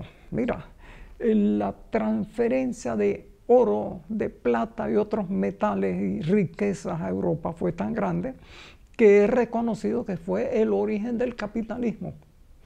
A través de esa enorme cantidad de riquezas que llegaron a España y que España luego transfirió a los demás países que producían mercancías. Entonces, primero, inhabilitó un poco el desarrollo de la industria española. Favoreció el desarrollo de la industria en Francia, Holanda, Italia y otros países. Pero en tercer lugar, disparó el crecimiento del capitalismo. Hay especialistas en esto. Bueno, Marx dice que una de las causas de la acumulación primitiva del capital son las riquezas saqueadas a América, pero Ferdinand Braudel y otros historiadores contemporáneos coinciden en eso. Tú no sometes a esclavitud un continente entero, un hemisferio del globo terrestre, es la mitad del globo terrestre. No lo sometes a servidumbre, a esclavitud, a vasallaje y a un saqueo totalizado sin efectos negativos. Puede haber algunos efectos positivos laterales. Pongamos por caso, el castellano fue difundido desde gran parte de lo que es ahora Estados Unidos hasta el sur, de tal manera que nos entendemos en ligeras variantes del castellano prácticamente desde el Río Grande hasta la Patagonia, como dicen. Bueno, está bien. Hubo la transferencia a una religión que nos da una cierta unidad cultural, ¿no? Una cierta unidad cultural, hay un porcentaje importante de disidencias protestantes, etcétera. Eso nos da unos ciertos elementos de uniformidad cultural, pero el pago que se hizo por eso fue atroz, verdaderamente. En América había civilizaciones espléndidas, de un altísimo nivel, la civilización azteca, la civilización maya. Basta visitar el Museo Antropológico de México y sale uno deslumbrado. Y eso era lo que había en la región que ahora es México. Ahora, tú vienes a ver las culturas quechua, aymara, las tupí, la guaraní, todo eso era un mundo cultural que fue destruido como una planadora por la conquista, al objetivo de imponer un lenguaje común, una religión común, a costa del sufrimiento y la esclavitud de gran parte de la población. Yo no creo que eso se pueda llamar un elemento positivo. Fue positivo para Europa, porque con esas riquezas saqueadas pudieron los monarcas pagar ejércitos mercenarios que contribuyeron a la unificación de los estados. Cuando se descubre América, Europa todavía era en gran parte medieval y feudal. Entonces los estados contemporáneos modernos vienen de la acumulación de poder militar que le permitió esa riqueza saqueada a América, y de allí nacen los estados contemporáneos, ¿no? Bueno, un conjunto de intercambios o de transformaciones mutuas. América transformó a Europa a través de esa enorme transferencia de riqueza. Europa aniquiló gran parte de la diversidad cultural de América Latina y de su propia humanidad. Repito, ojo, esos 80 millones de personas no fueron inmoladas directamente, fue por el contagio de epidemias, etc. No había una maquinaria capaz de exterminar 80 millones de personas, pero de todos modos es un coste espeluznante, pues. Yo creo que, como todas las cosas históricas, eso está sujeto a revisión, argumentación, etc. Pero esa cifra es demasiado pesada como para admitir una leyenda dorada así como así. Es más, Europa lo que instauró aquí fueron sociedades de casta, y además de castas enteramente subordinadas, porque las dirigencias de ellas tenían que haber nacido en la península. Eran lo que llamaban peninsulares, ¿no? Entonces, tampoco es que vino a traer una justicia social o económica de ninguna índole. Entonces, bueno, es un proceso que está, como todo en la historia, sujeto a revisión, reconsideración, etc. Pero yo me inclinaría por señalar que tuvo terribles costos humanos injustificados, y que la posición predominante de Europa durante 3 o 4 o 5 siglos, y luego se debe a esa inmensa transferencia de riqueza, que nos ha llevado al error histórico de considerar que la historia de la península europea es la historia de la humanidad. Toma tú cualquier libro y verás, oye, que todas las grandes culturas oriente han sido sometidas a un prólogo o un epílogo de unas pocas páginas, y lo que importa son las dinastías inglesas o las dinastías francesas, etc. Más, como decía Voltaire, además, la historia de 12 tribus errantes en el desierto, que eran las hebraicas, transmitidas a través de la Biblia, ¿no? Entonces, hay que meditar sobre ese proceso y sobre el hecho de que parte de ese proceso también abarcó después la colonización del África, la colonización de gran parte del Asia, y que esos procesos se prolongaron hasta bien entrado el siglo pasado. Apenas el siglo pasado un proceso de descolonización que implicó la descolonización de la India, conquistada por la descolonización de gran parte del África, una descolonización importante del Asia. Es decir, que había sido, bueno, China había sido sometida de las guerras del opio a un estatuto de colonia, prácticamente. Entonces, fue un proceso atroz, escalofriante, que desencadenó luego oleadas de conquista, y además las 2 guerras mundiales fueron peleas de potencias imperiales por el reparto del mundo. Sobre todo el reparto ahora, desde el siglo pasado, de la energía fósil y los hidrocarburos, de los cuales depende la civilización actual. 82% de la energía que consume actualmente el mundo es energía fósil. Entonces, piensa tú las enormes repercusiones que tuvo ese encuentro entre civilizaciones, ese encontronazo más bien. Usted dice además que a partir de 1492 el mundo queda dividido en 2 tipos de países, países saqueadores y países saqueados. Ajá. Eso conecta también con la categoría de países dependientes, países centrales. Sí, Sí, porque la condición se prolonga hasta que algunos países, a través de un proceso de organización interna, dejan atrás esa condición de países saqueados. Fíjate, China. Oye, China fue un país desde las guerras del opio, 1848 y tantos, perdió su soberanía, estaba sembrado en claves militares, era el país más pobre del mundo, su nivel de vida era inferior al de la India.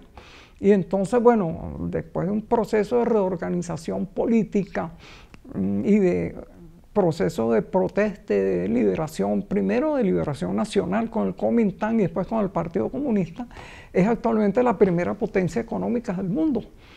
Es decir, ahora, ¿por qué? Porque la irrupción de Occidente desestabilizó los antiguos sistemas que habían funcionado durante milenios a veces, ¿no? Los desestabilizó, los destruyó, y entonces esos países comprendieron que o se industrializaban o iban a seguir siendo esclavos siempre. Fíjate tú, en Japón, la dinastía Meiji, después de que los occidentales forzaron el acceso a los puertos japoneses, a ellos no les interesaba el contacto con los occidentales, entonces la dinastía Meiji, en tiempo brevísimo, 3 o 4 décadas, modernizó al Japón, al extremo que el Japón le ganó en 1905 una guerra a Rusia, que era una potencia occidental. Entonces, el colonialismo, pues por un lado, sometió a una enorme cantidad de países en el mundo, pero los forzó a seguir el proceso europeo de desarrollo industrial, industrialización, etcétera, como defensa, sobre todo ante él. Entonces, tenemos actualmente una especie como de pugna o competencia entre una cantidad de nuevos países emergentes a los cuales los principios de producción científica, de industrialización, etcétera, de Occidente se trasladaron, quizás a veces con grave peligro para el mundo, porque se están agotando algunos recursos naturales. Pues entonces, por ejemplo, aprovecho para decirlo, bueno, que haya conciencia de eso, quedan 4 o 5 décadas de energía fósil en el mundo. Hay que pensar qué va a hacer el mundo sin ese 82% de energía que actualmente produce el combustible fósil y por el cual estamos bloqueados en Venezuela. Es decir, todas las guerras del siglo pasado, sobre todo las guerras mundiales, fueron combates por el petróleo. Y por casualidad, ustedes verán que todas las cosas en el Oriente Medio tienen que ver con yacimientos petrolíferos o vías para el transporte de energía fósil. Entonces, bueno, el mundo actualmente ha adoptado un camino de civilización desarrollista, industrial, que depende de la energía fósil, pero ¿qué va a suceder cuando venga el agotamiento de esa energía? Que aparentemente, según todas las fuentes, Agencia Internacional de la Energía, también la propia OPEP, pero también British Petroleum, etcétera. Ese es el cálculo generalizado que hay, muy poco difundido por los medios, pero hay que pensar en él, es decir, porque eso va a producir ese progresivo agotamiento del combustible fósil, va a tener efectos sumamente graves en el modo civilizatorio actual. Para conectar algunas de las cosas que viene diciendo con el mundo de hoy, regresamos a ese 12 de octubre de 1492 como fecha simbólica en la que usted afirma que nació el proyecto unipolar de Occidente. Sí. ¿Está en riesgo hoy día, o está en combate, está en disputa esa unipolaridad? Sí, desde luego. Desde luego, la unipolaridad se impuso a sangre y fuego. Prácticamente, mira, nada más Estados Unidos tiene más de medio centenar de intervenciones armadas en América Latina. La conquista de los imperios coloniales en África y en Asia no se hizo por la bondad y por el convencimiento, fue también a sangre y fuego, a los acorazados, los cañones, los ejércitos de ocupación. A veces se reclutaba ejércitos cipayos en el propio país, como en la India. Es decir, fue un proceso atroz. y feroz. Y todos esos países que fueron sometidos a saqueo, a colonialismo y demás, han estado recuperándose o intentando recuperarse de esa situación, y por lo tanto hay actualmente una especie de diferendo, de tensión entre lo que fueron los imperios coloniales tradicionales, fundamentalmente Europa y después Estados Unidos, y lo que fueron naciones, países o regiones del mundo colonizadas, ¿no? Entonces, y esa pugna se está decidiendo actualmente bajo los mismos principios que planteó Occidente. Desarrollo científico, industrialización, producción en masa, etcétera, etcétera. El problema es que habría que examinar hasta qué punto un tipo de desarrollo basado única y exclusivamente en esas premisas es sostenible en el planeta, y por cuánto tiempo, sobre todo por este factor que he señalado del potencial agotamiento en no más de medio siglo de la energía fósil, ¿no? Es interesante, pero hay esa especie de pugna en el planeta. Espero que se resuelva sin un holocausto atómico, que es el otro problema. Es decir, la última carta decisiva en este juego de las potencias occidentales es la posibilidad de aniquilar al mundo. Es un juego bien interesante, como un juego de ruleta rusa, ¿no? En el cual uno de los dos tiene que resultar muerto, pero en este caso pueden resultar muertos los dos jugadores, ¿no? Entonces, bueno, es una disyuntiva aterradora, interesante y esperanzadora. Yo he examinado mucho el tema de las utopías, he escrito un libro de relatos sobre las utopías que se llama La orgía imaginaria, y entonces yo pienso que disponemos de los medios técnicos, científicos y de los recursos para crear en verdad una civilización utópica en todo el planeta. Ahora, si la irracionalidad humana lo impide, tenemos un futuro bien incierto. Los BRICS es una alianza que no podemos decir que sea socialista o revolucionaria, pero sí que construye o trata de construir alianzas bajo unas lógicas de respeto entre países, ¿no? Además, también podría ser interesante, es interesante, las posibilidades que abre a países que sí que son o tienen una perspectiva revolucionaria, donde existen procesos de construcción revolucionaria de carácter socialista, para, a través de esas alianzas con otros países, escapar un poco del yugo del imperialismo norteamericano y europeo, ¿no? Sí, mira, yo he señalado siempre que las revoluciones aparecen siempre aprovechándose de las contiendas entre las grandes potencias. La Revolución Inglesa apareció cuando en la época de Cromwell, porque había una lucha con Francia y demás, y esa lucha fue aprovechada por los rebeldes del Parlamento para ponerle coto a los derechos de la monarquía. La Revolución Francesa también apareció en medio de esa pugna, ese tipo de pugna. Nuestra independencia justamente tuvo que ver también con eso. Los franceses invadieron España y Portugal, debilitaron la monarquía española, y entonces ese resquicio fue aprovechado por nuestros movimientos independentistas.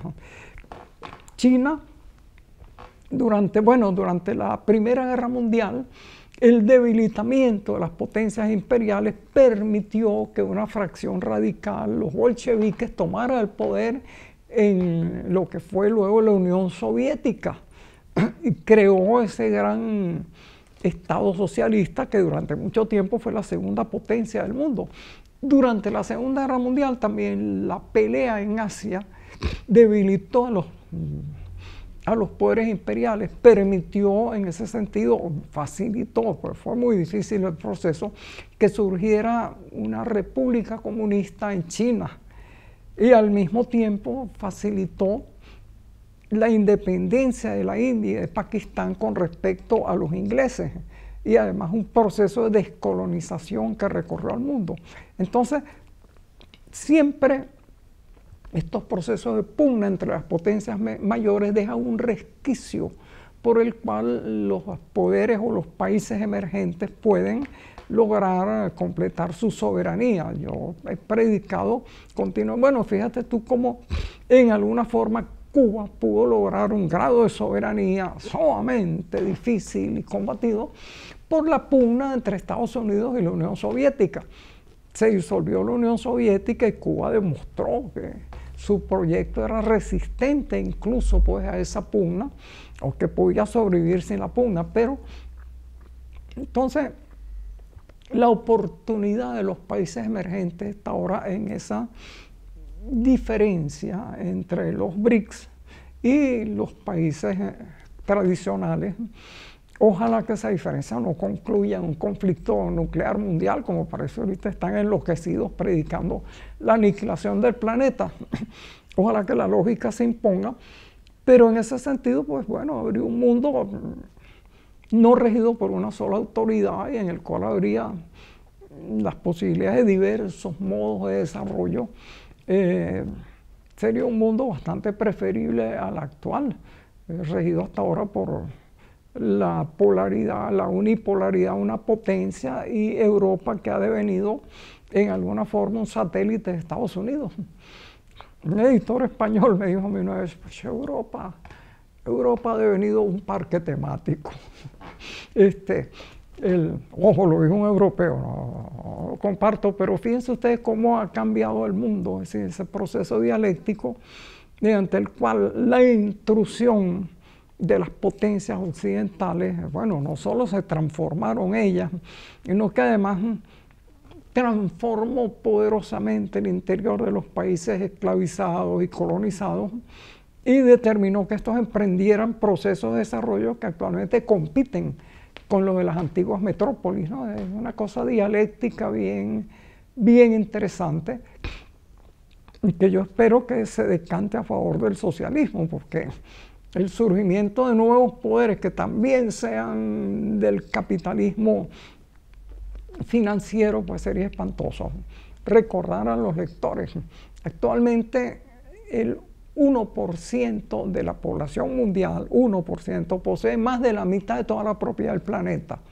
Y 10%, es decir, piensen ustedes, de toda esta mano, 10%, posee 80% de la propiedad total del planeta.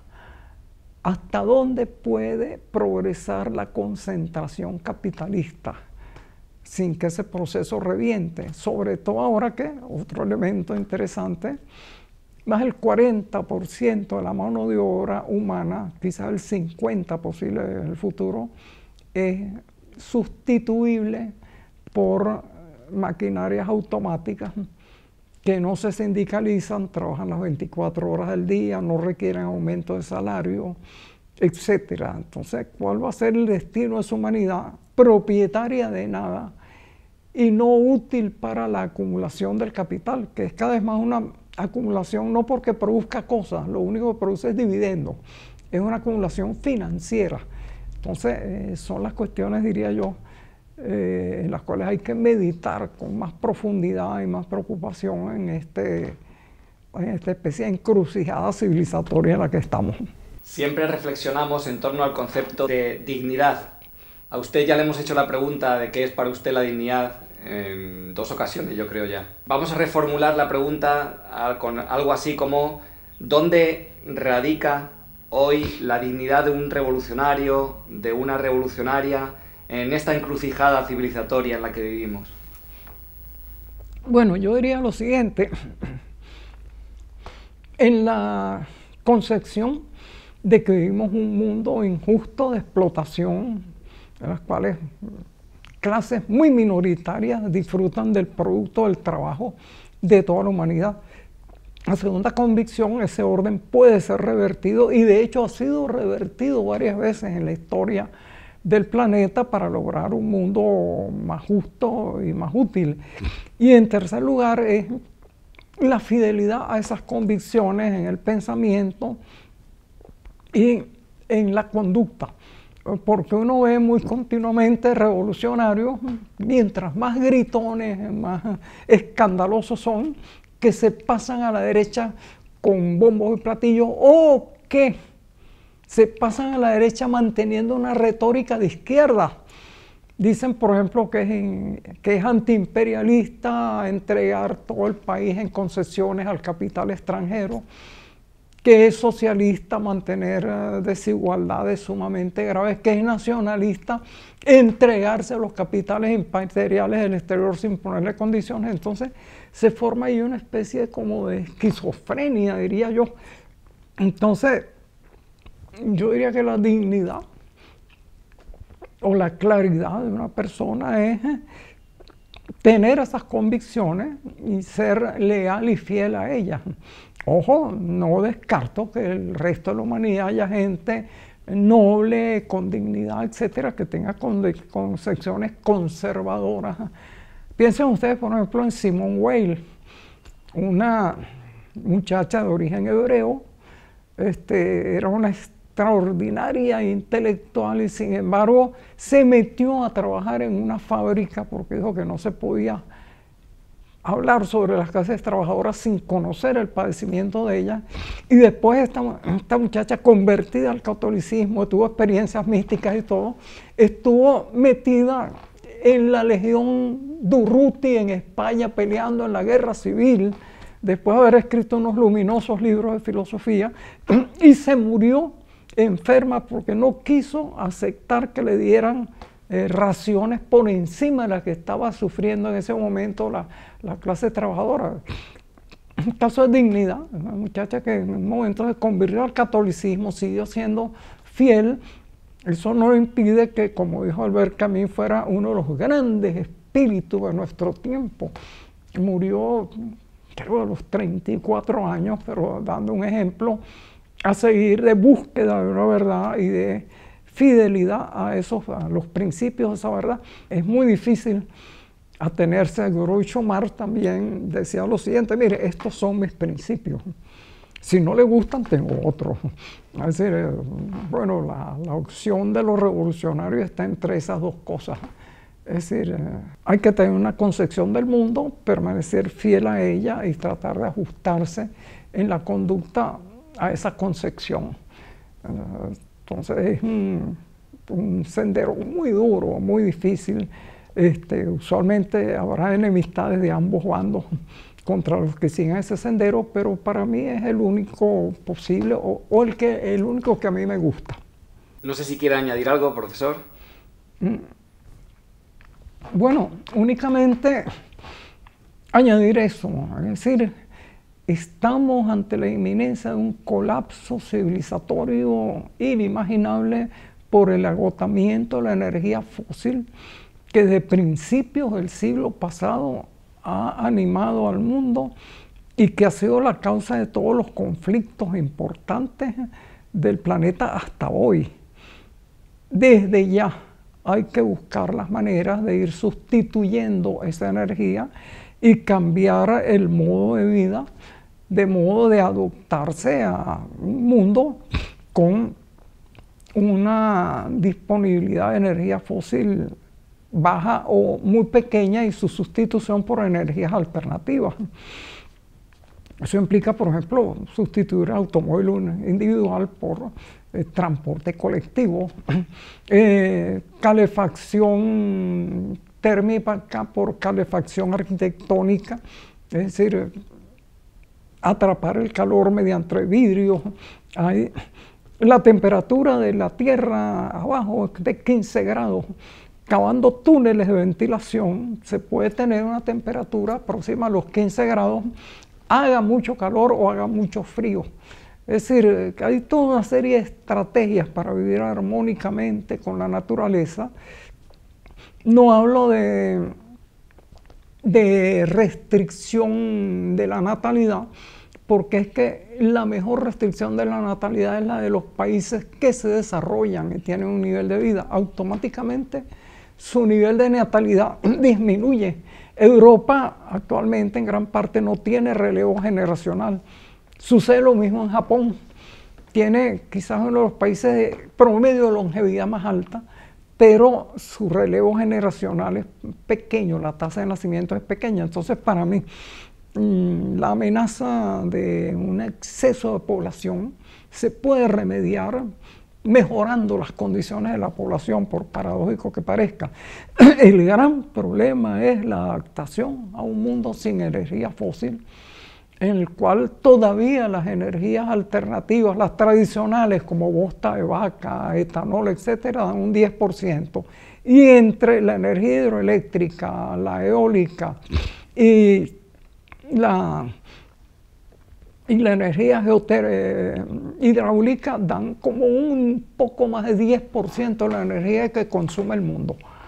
Piensen ustedes cómo ese 20% se lo puede llevar a rendir el 80% de energía que faltará cuando los hidrocarburos se hagan prácticamente difíciles de obtener o rindan menos energía de la que hay que emplear para extraerlos. Entonces, tenemos que lograr acuerdos para sobrevivir en ese mundo y que la crisis que eso implique nos arrase también con la humanidad. Muchísimas gracias, profesor, por la confianza de siempre. Bueno, un gusto para mí poder conversar contigo y además un poquito, aunque indirectamente, con la audiencia a la cual le doy muchísimas gracias por su extraordinaria paciencia.